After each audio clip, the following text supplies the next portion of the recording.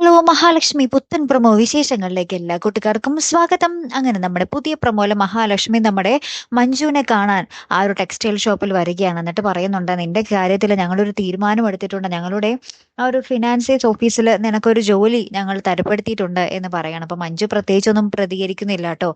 ഞാൻ വരാമെന്നോ അല്ലെങ്കിൽ എനിക്ക് വേണ്ടാന്നോ മഞ്ജു ആ ഒരു ചെറിയൊരു കലിപ്പ് ഭാവത്തിലാണ് നിൽക്കുന്നത്.